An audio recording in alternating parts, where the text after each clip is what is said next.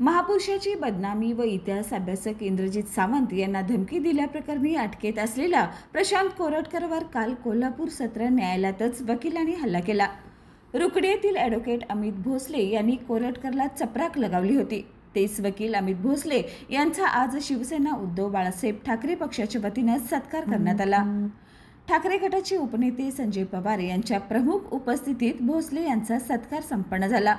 यावेळी बोलताना असे अनेक अमित भोसले निर्माण होतील आणि अशा पिलावळीला धडा शिकवतील असं वक्तव्य केलं। शिवभक्तांच्या, शिवप्रेमींच्या आणि शिवसैनिकांच्या भावना छत्रपती शिवाजी महाराज, छत्रपती संभाजी महाराज आणि थोर पुरुषांबद्दल कायमच एक ॲग्रेसिव्ह आहेत आमच्या, आणि आम्हाला कुठल्याही परिस्थितीमध्ये यांचा अपमान सहन करणार नाही आणि करूसुद्धा आम्ही कोणाला देणार नाही। ह्या पद्धतीने जर अपमान जो कोण करणार असेल तर हीच प्रतिक्रिया भविष्यात येईल। ही सुरुवात आहे। आम्ही कायमच सांगितलं, प्रशांत कोरटकर हा नालायक माणूस ज्यांनी शिवाजी महाराजांचा अवमान केला, संभाजी महाराजांचा अवमान केला आणि आमच्या इंद्रजीतच्या घरात जाऊन घुसवून मारतो, ह्याचा बाप यायला पाहिजे इथं कोल्हापुरात। आणि त्याला आज कळलं असेल की कोल्हापूर काय, महाराष्ट्रात काय। भविष्यामध्ये विचार करावा। जी पिलावळ निर्माण केलेली आहे ह्या सरकारने, भाजप सरकारने, छत्रपती शिवाजी महाराज, छत्रपती संभाजी महाराज, थोर पुरुष शाहू फुले आंबेडकरांचा अपमान करा आणि त्यांना कमी लेखा। भविष्यामध्ये त्याची नावं लोक विसरली पाहिजेत, पण तू भविष्यामध्ये नाही। आणि 500-1000 वर्ष झाली तर छत्रपती शिवाजी महाराजांना कुणीही विसरणार नाही, का ते आमचे दैवत आहेत। संभाजी महाराज आमचे दैवत आहेत, शाहू फुले आंबेडकर आमचे दैवत आहेत। आणि घाणेरडं गलिच्छ राजकारण भाजपचं चाललेलं आहे। आणि एक अमित कुमार भोसले नाही, भविष्यामध्ये हजारो अमित कुमार भोसले तयार होतील। आणि भविष्यामध्ये जर कोण हे नाटक करल, जो सोलापूरकर असून देत किंवा कोणी असून देत, त्यांना त्याच पद्धतीने शिवभक्तांनी, शिवप्रेमींनी, शिवसैनिक उत्तर देतील। ही सुरुवात आहे महाराष्ट्रामध्ये। एक आत्तापर्यंत फक्त लोक वाट बघवतील काय करायचं, काय नाही करायचं। आणि अमित कुमार भोसले वकील जरी असले तर त्यांच्यातला शिवभक्त, शिवप्रेमी जागा झाला आणि त्यांनी त्याला चोख उत्तर दिले। कोरटकर हे चालणार नाही, महाराष्ट्रात कोल्हापुरात चालणार नाही, अशा पद्धतीने त्यांनी इशारा दिला आहे। भविष्यात असेच शेकडो शिवसैनिक, शिवभक्त भविष्यात रस्त्यावर उतरतील आणि नक्की मला खात्री आहे शिवाजी महाराजांचा अपमान कुणी या महाराष्ट्रात सहन करणार नाही, ही मला खात्री आहे। म्हणून आज शिवसेना उद्धव बाळासाहेब ठाकरे ह्या पक्षावतीनं ह्या आमच्या लढाऊ बाणाला, शिवभक्ताला आज आम्ही त्याचा आमच्या पतीने त्याला सन्मान केलेला आहे, सत्कार केलेला आहे। पहिला तर मी भारतीय आहे आणि शिवप्रेमी आहे, वकील नंतर आहे म्हणून कोरटकर विषयी राग व्यक्त केल्याचं अमित भोसले यांनी यावेळी सांगितलं। कालचा प्रकार राज्यभर व्हायरल होते, नेमकी काय भूमिका होती आपली, काय सांगा?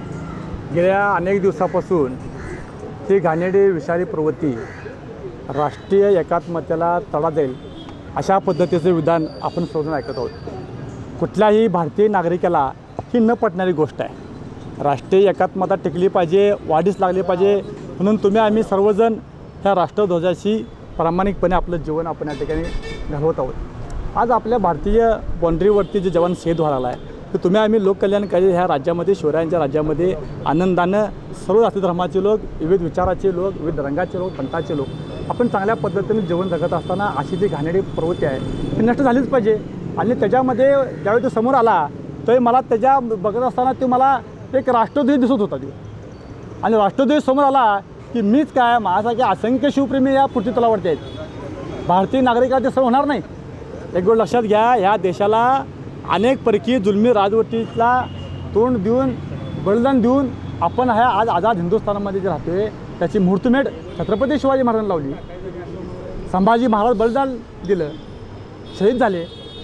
त्याच कार्याचा वसानी वारसा या 150 वर्षाच्या इंग्रजांच्या जुलमी राजवटीच्या विरोधात लढले आपले क्रांतिकारक स्वातंत्र्यवीर, त्यांचे संपूर्ण प्रेरणास्थान हे छत्रपती शिवाजी महाराज होते, संभाजी महाराज होते।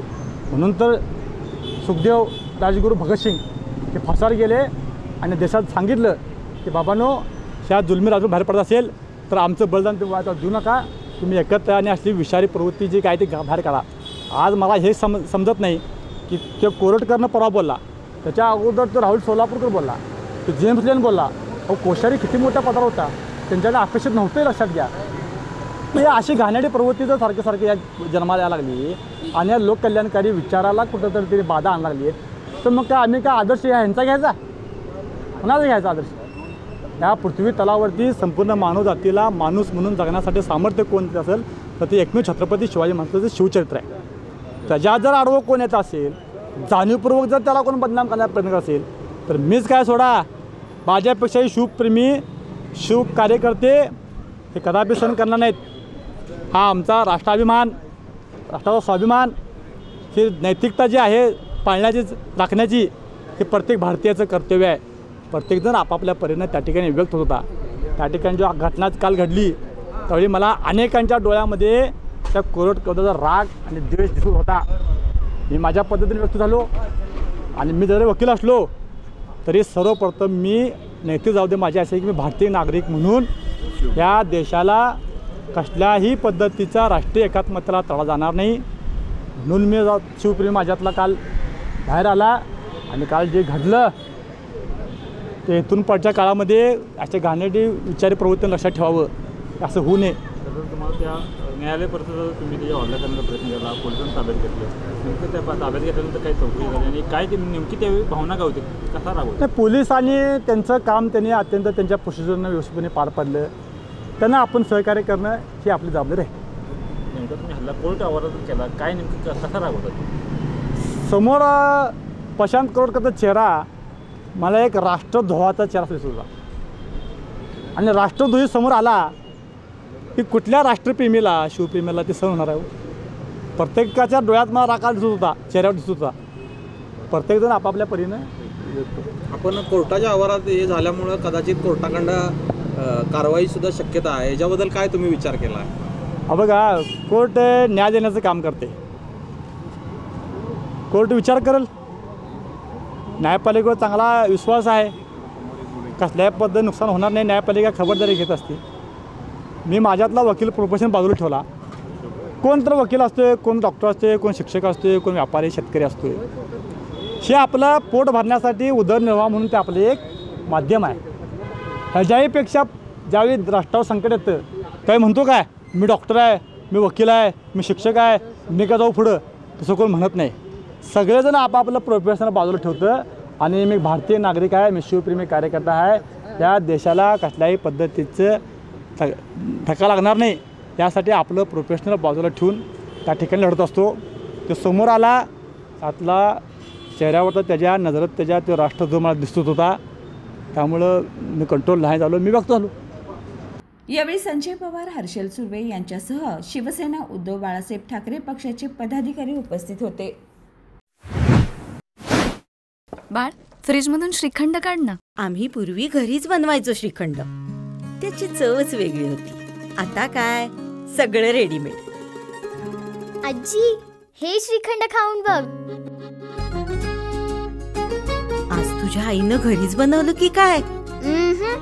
हे आहे गोकुळचं श्रीखंड. अगदी जिभेवर रेंगाळणार. जिभेवरच नाही तर मनावरही रेंगाळणार. गोकुळ श्रीखंड, मनावर रेंगाळणार.